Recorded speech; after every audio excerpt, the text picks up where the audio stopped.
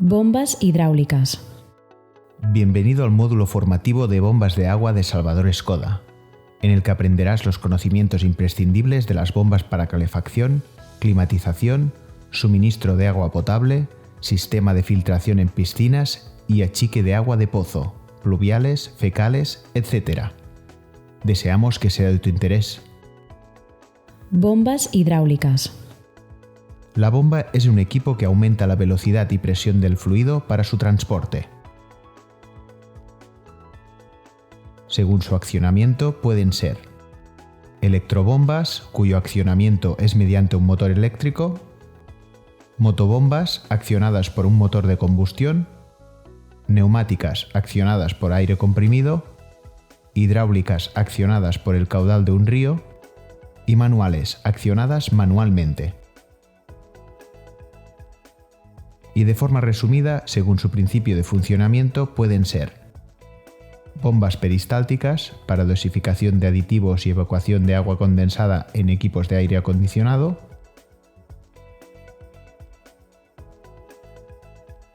bombas de engranaje para el transporte de aceite, gasóleo, fuel oil, etc.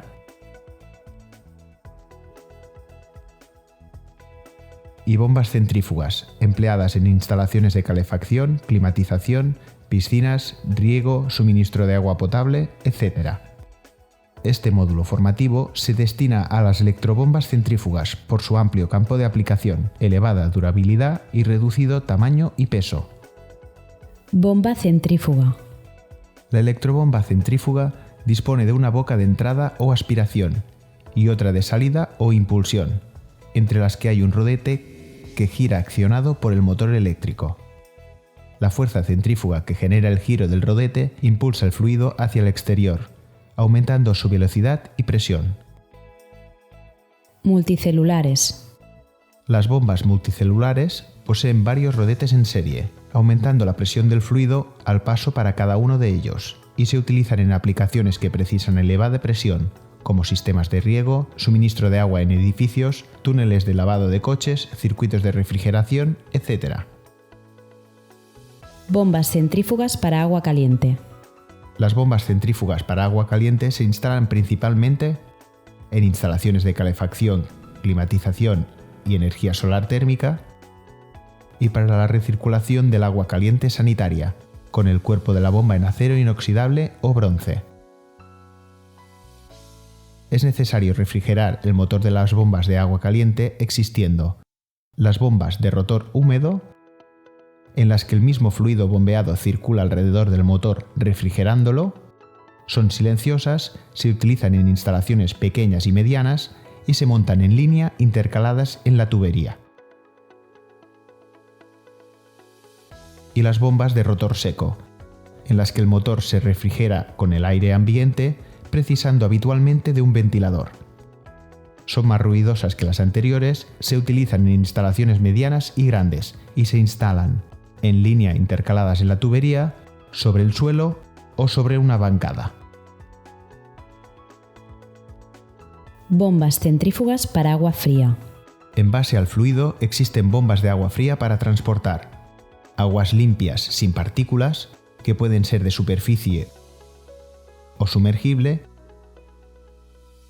y se emplean en grupos de presión y contra incendios, riego, filtración en piscinas, achique de agua de pozo, etc. Para aguas sucias con pequeñas partículas en suspensión, que son habitualmente sumergibles, y se emplean para achique en inundaciones de sótanos o garajes, vaciado de piscinas o zanjas de obra, fuentes ornamentales en jardines, etc.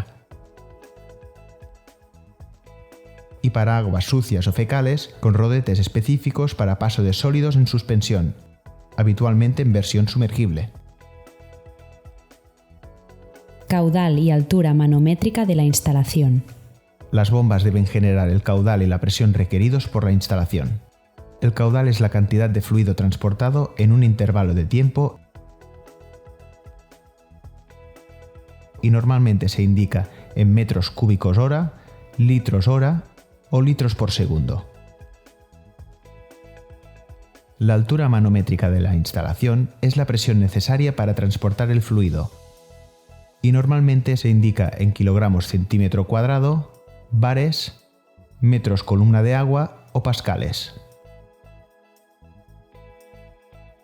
En circuitos cerrados, es decir, en instalaciones que una vez llenadas, purgadas y presurizadas, el fluido permanece aislado del aire exterior, la altura manométrica viene determinada por la pérdida de presión producida por el rozamiento del fluido en tuberías y accesorios de la instalación, válvulas, filtros, codos, tes, etc. Mientras que en circuitos abiertos, es decir, en instalaciones en las que el fluido está en contacto con el aire exterior o existe una renovación del mismo, la altura manométrica viene determinada por la suma de la presión necesaria para vencer la altura de la instalación, más la presión deseada a la salida, más la pérdida de presión producida por el rozamiento en la tubería y accesorios, válvulas, filtros, codos, tes, etc. Selección de la bomba. Los fabricantes de bombas en un laboratorio de pruebas determinan los valores de funcionamiento de la bomba, caudal, presión y rendimiento, y los representa en una gráfica, denominada curva característica de la bomba, permitiendo seleccionar el modelo adecuado para cada instalación. Como norma general, a mayor caudal, menor presión. Y con caudales bajos o altos, menor rendimiento.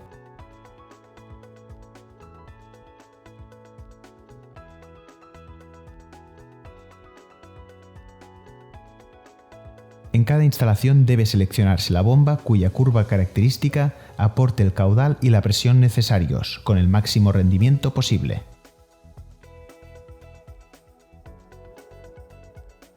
Bombas de velocidad constante y de velocidad variable. Existen dos tipos de bombas, las de velocidad constante y las de velocidad variable. Las bombas de velocidad constante giran a una velocidad constante, independientemente de las variaciones de demanda que pueda haber en la instalación. Las bombas de velocidad variable varían la velocidad de giro, variando el caudal y la presión, de acuerdo a la demanda de la instalación, reduciendo el consumo y mejorando el funcionamiento. Son especialmente indicadas en instalaciones donde varía la demanda de caudal y presión, como por ejemplo en instalaciones de radiadores con válvulas termostáticas, en las que a medida que se cierran las válvulas al llegar a la temperatura, se precisa reducir el caudal de la bomba. Cavitación. Para un correcto funcionamiento de la bomba es necesaria una presión mínima a la entrada de la misma. Si la presión es insuficiente, el fluido forma burbujas que explotan, erosionando el rodete y la carcasa de la bomba. Este fenómeno produce vibraciones, ruidos, disminución del rendimiento, desgaste prematuro y daños que pueden ser irreparables. El fenómeno de cavitación se puede producir por exceso de caudal al trabajar fuera del rango de la bomba, por una presión de llenado insuficiente en circuitos cerrados, por una excesiva pérdida de presión en la tubería de aspiración de un depósito o pozo. Grupos de presión. El grupo de presión es el conjunto formado por una o varias bombas y un dispositivo de regulación que automatiza su arranque y paro. Se utilizan en edificios de viviendas, hoteles, hospitales, etc., para aumentar la presión de la red cuando ésta es insuficiente. Existen tres posibles dispositivos de regulación. Regulación mediante presostato. Es el sistema tradicional, formado por un presostato y un acumulador hidroneumático de reserva de agua presurizada. El presostato gestiona el arranque y paro de la bomba, estableciendo la presión mínima y máxima de la instalación. En este tipo de regulación se pueden producir variaciones en la presión del suministro, por los continuos arranques y paros de la bomba. Regulación mediante controlador electrónico. Este tipo de dispositivo gestiona el arranque de la bomba por presión, estableciendo la presión mínima de la instalación, y el paro cuando deja de hacer circulación de agua mediante un detector de flujo incorporado. Proporciona una presión constante siempre que no varíe la demanda de consumo de agua.